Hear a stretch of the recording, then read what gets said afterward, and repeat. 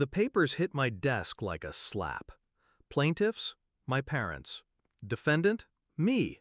They were suing me, their only child. Why?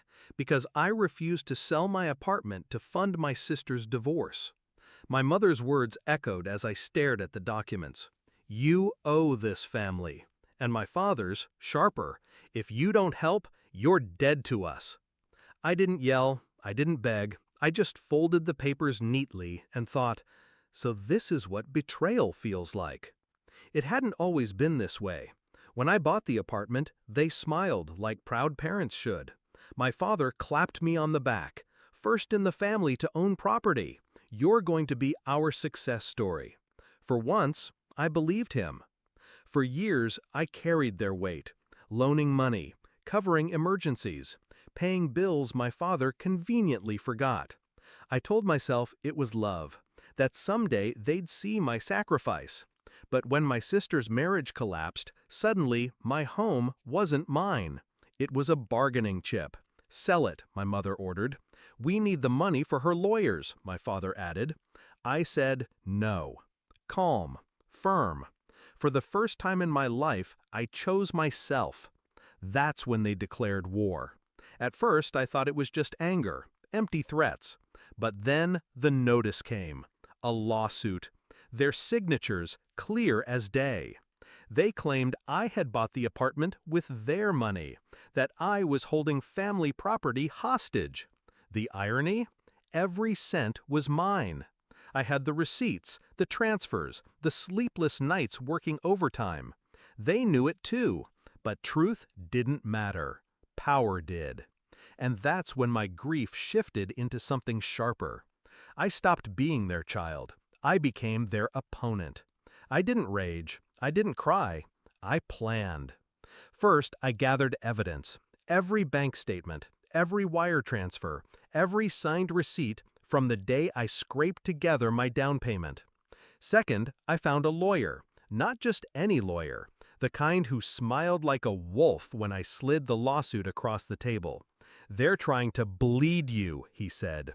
We'll make them choke on it instead. Third, I stayed silent. No arguments, no calls. I let them think I was cornered, scared, beaten. Because arrogance makes people sloppy. And they were very sloppy. During discovery, my lawyer pulled everything.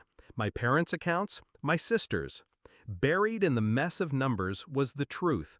They weren't just broke, they were desperate, drowning in debt, maxed cards, defaulted loans. And suddenly, their lawsuit wasn't about family, it was about survival. They wanted my apartment because it was the only thing of value within reach. That's when I knew. I wasn't just defending myself, I was going to bury them with their own greed. Court was sterile. White walls, cold benches. My parents walked in looking righteous, as if betrayal could wear church clothes. My sister sat behind them, eyes down, avoiding mine. They told their story first, about sacrifices they'd made, money they'd invested, how I had turned ungrateful and cruel. My mother even wept on cue. For a moment, I almost admired their performance. Almost. Then it was my turn. My lawyer handed the judge the stack of records, thick, undeniable. Every document showing the money was mine. My overtime paychecks, my transfers, the receipts of their own debts proving they couldn't have funded anything. The judge's eyes lingered on the papers longer than on my parents' tears. That's when I saw my father's jaw tighten. My mother's hands tremble. They knew. The fire they lit was about to burn them. The verdict came fast. Case dismissed. Ownership confirmed in my name. But I wasn't done. My lawyer leaned forward with the coup de grace, a counterclaim, harassment, defamation, legal fees. My parents' faces drained as the judge allowed it. The lawsuit they filed to strip me of my home had backfired. Now they owed me. When the gavel fell, it was more than victory.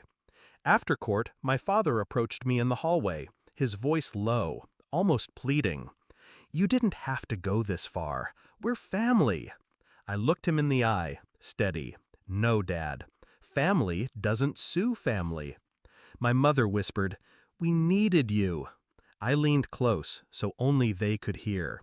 You didn't need me. You needed what was mine, and you lost both. I walked away before they could answer. People ask if I regret it, if it hurt to watch my own parents fall. Yes, it hurt. But pain isn't weakness. Pain is clarity. For years, I believed love meant sacrifice, that if I kept giving, they'd finally see me, respect me, maybe even love me back. But they didn't want me.